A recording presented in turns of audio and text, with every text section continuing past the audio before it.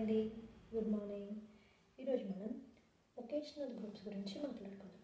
Vocational groups అంటే ఏంటి అంటే జాబ్ రిలేటెడ్ గ్రూప్స్ అన్నమాట. అంటే మనం ఏ జాబ్ చేయాలనుకుంటున్నామో దానికి సంబంధించి రిలేటెడ్ కోర్స్, ఏ కోర్స్ చేయాలని చెప్పేసి అందులో వొకేషనల్ కోర్స్లో చాలా గ్రూప్స్ ఉంటాయి. అంటే నాకు తెలిసిన మెయిన్గా ఒక 3 గ్రూప్స్ అయితే నేను చెప్తాను. ఫస్ట్ వచ్చేసి MLT, medical lab technician and technology. Second వచ్చేసి ఎంపీహెచ్డబ్ల్యూ, నర్సింగ్కి సంబంధించి. అండ్ థర్డ్ వచ్చేసి సిఎస్సి, కంప్యూటర్ సైన్స్. మెయిన్గా అయితే ఈ 3 గ్రూప్స్ అయితే గవర్నమెంట్ కాలేజెస్లో అవైలబుల్ ఉన్నాయండి. ఇంకా వేరే గ్రూప్స్ ఉంటే మీకు నచ్చింది చూస్ చేసుకొని మీరు జాయిన్ అవ్వచ్చు. అండ్ నాకు తెలిసిన మెయిన్గా చాలామంది ఇప్పుడు అమ్మాయిలు కానీ అబ్బాయిలు కానీ అన్ని గ్రూప్స్లో ఈక్వల్గా వాళ్ళకి సమానంగా జాయిన్ అవుతున్నారు అనమాట.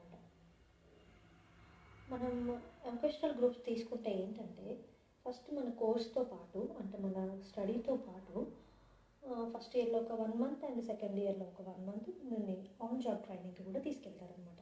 అంటే ట్రైనింగ్ మన జాబ్కి సంబంధించి అంటే మన కోర్స్కి సంబంధించి దానికి ట్రైనింగ్కి తీసుకెళ్తారు. తీసుకెళ్ళినప్పుడు మనకి అక్కడ మన కోర్స్కి సంబంధించి మన ట్రైనింగ్ అని ఉంటుంది. ట్రైనింగ్ నేర్చుకున్న తర్వాత మనకు ప్రాక్టికల్స్ ఉంటాయి. ఎగ్జామ్ రాసిన తర్వాత మనం కంటిన్యూ జాబ్ చేసుకోవచ్చు, లేదా అంటే హయ్యర్ స్టడీస్కి కూడా వెళ్ళొచ్చు అనమాట.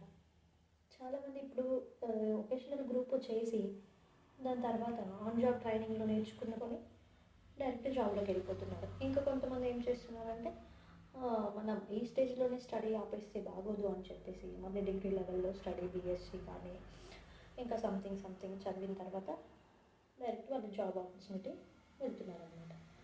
మీరు కూడా ఇంటర్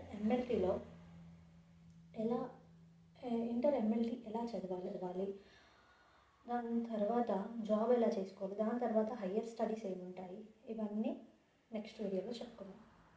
ఫస్ట్ టైం అయితే మన ఛానల్ని చూస్తున్నట్టయితే లైక్ చేయండి, షేర్ చేయండి అండ్ కామెంట్ చేయండి.